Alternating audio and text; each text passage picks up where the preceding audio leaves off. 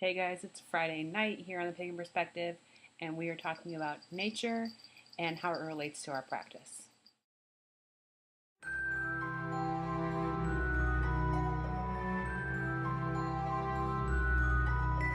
First, I apologize for this video being so late. I've had a very long day.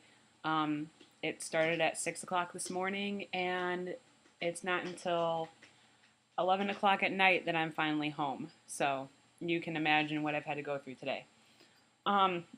Anyway, as everyone's already said, it's very hard to take such a broad topic as nature and how it relates into our path when just about all of us have a path that is based in nature. I mean, as far as I know, most paganism is. And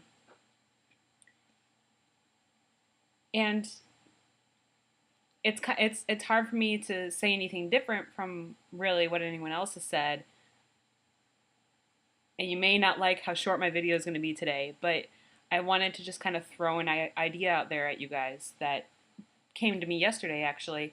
I went to a dance performance for a college out here, UCSD, and their dance majors, their senior dance majors, put on this production of dances that they had choreographed themselves. And in one of the dances, the overall message was basically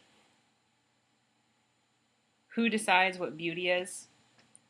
And in my mind, I processed it differently in terms of, instead of beauty, what if it was who determines what religion is?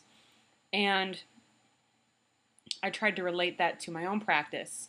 And another thing that was said within this dance piece that was put on, there was a little bit of speaking in it.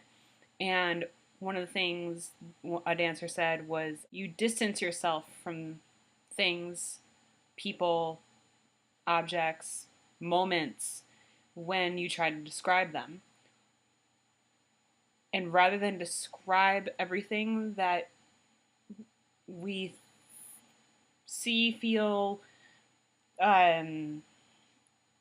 touch, whatever the case may be,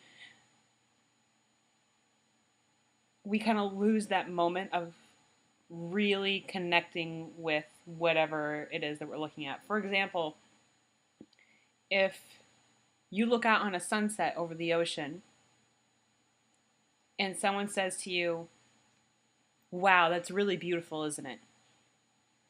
Well, if it was as beautiful as the person is describing, they wouldn't have said anything. So you create that distance. If it makes any sense to you guys, I hope I'm making sense. You create that distance without really knowing it, because you feel, for whatever reason, we're programmed into thinking that we have to be able to explain everything. And that's what nature is a lot like. There's all of these things that happen out in nature and that we feel like we need to explain, but we can't, or we shouldn't be able to, because if we could, it would distance us from nature, and we already do that so much as it is.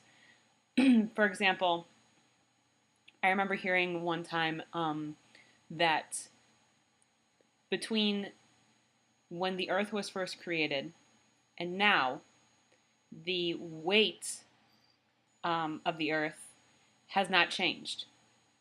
You would think between when the earth was first created and with all the people that live on the earth now compared to back then, you would think the earth would be heavier, but it's the same weight. So what is it that is causing this to happen? I personally think it's something within nature, but I don't feel a need to try to describe it to someone, simply because why should I distance myself from nature just because I feel like I feel like I'm talking in circles here. But I notice a lot of other religions do that. When there's more talk than there is observing and being silent, you distance yourself. I don't know how much all of this relates to the topic that we've been given for this week.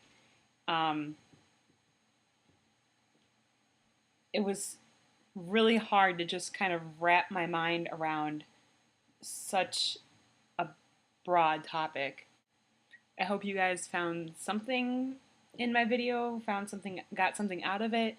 I mean, it's making sense in my head, so I'm hoping it's making sense when it's coming out of my mouth. Maybe this is one of those times where, I shouldn't be explaining it because I am putting this distance between understanding and I don't even know. Now I'm just going off.